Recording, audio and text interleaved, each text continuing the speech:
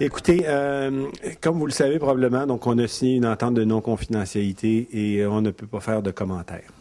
Et je vais m'en tenir rigoureusement à ceci. On a signé une entente de confidentialité, donc par voie de conséquence, il y a certainement un intérêt. J'ai jamais eu véritablement d'inquiétude que le Canadien quitte Montréal. Je pense que tout le monde le sait, tout le monde le reconnaît, que ce soit les Montréalais ou tous ceux qui sont des amateurs de hockey. C'est une franchise historique, plus qu'historique, en plus symbolique pour le Québec. Donc, j'ai aucune inquiétude à cet égard-là. Pas nécessairement énormément de choses. Il va y avoir une structure au lieu d'en avoir deux. Il va y avoir une symbiose, un amalgame des équipes de technologie de l'information, des équipes de contenu, des équipes de commercialisation. Si on veut s'assurer qu'on puisse avoir, comme j'essaie de l'indiquer le plus efficacement possible lors de ma présentation, une véritable approche multiplateforme, il faut que toutes les composantes travaillent ensemble. Et la meilleure façon de le faire, c'est de regrouper les équipes au sein d'une même et seule entité. Moi, je ne fais pas de prospective. Par contre, je constate que dans de très nombreux autres médias, il y a eu des évolutions significatives liées justement à l'apparition de nouveaux moyens technologiques.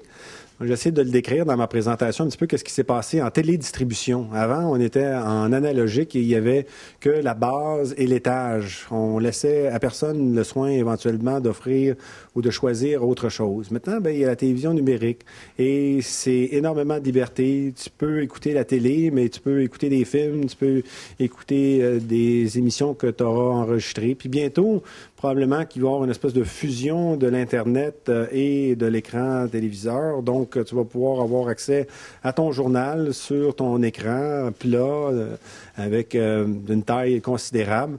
Alors, comment ça va évoluer? C'est sûr que les gens, moi, le dimanche, là, quand je vais à la campagne, je ne suis pas nécessaire d'aller acheter ma copie au village si je l'ai sur un véhicule Internet. En l'occurrence, le e-edition, tous nos journaux sont disponibles. Je regarde là. C'est pas nécessairement non plus une mauvaise affaire parce que, comme vous pouvez vous en douter, produire un journal, ça coûte cher. Il y a du papier, il y a de l'encre, il y a de la ferraille pour les imprimeries, il y a du transport, donc il y a de l'essence. Donc, tout ça fait en sorte qu'on va être en mesure éventuellement de diminuer nos coûts d'exploitation. Et c'est un des éléments qui va nous amener aussi à faire en sorte qu'on puisse avoir une presse écrite viable. Le projet d'entreprise de l'agence QMI, c'est un projet multiplateforme. Donc, d'ailleurs, on ne peut concevoir aujourd'hui l'information autrement que par le multiplateforme. Donc, au fur et à mesure de l'établissement d'une base encore plus solide, et ça se solidifie tous les jours, il faut savoir également aussi que cette initiative-là est née d'initiatives précédentes que nous avions engagées dans Sun Media autour du projet ISO. Ça fait déjà de ça plusieurs années.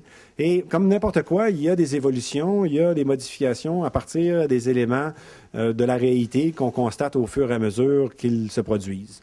Donc, il n'y a pas de plan définitif, il y a en permanence une évolution parce que l'information et la technologie est en évolution.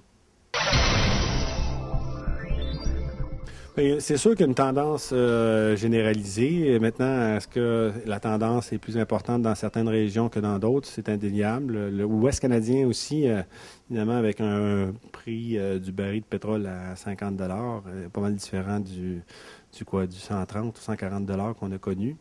Donc, l'activité économique est au ralenti. Elle est encore quand même assez forte, assez importante. Et c'est sûr que l'Ouest canadien nous a amené d'importants bénéfices depuis quelques années. La crise manufacturière en Ontario frappe fort, c'est indéniable. Donc, on subit une chute de nos revenus. En même temps, on a des opportunités nombreuses en ce qui concerne les réductions de nos dépenses à la suite de l'acquisition de Osprey Media, notamment par le fait qu'on risque d'imprimer de plus en plus de journaux à notre nouvelle usine d'Islington, qui a démarré et qui maintenant, je dirais, tourne à plein rendement. Pour le Québec, on subit aussi une baisse de nos revenus. Je pense que vous pouvez constater que la presse écrite en général, regarde la presse aussi, il n'y a pas d'heure, des fois le lundi, mardi, c'est plus difficile qu'à l'habitude. Par contre, je pense qu'on tire très bien notre épingle du jeu dans les circonstances.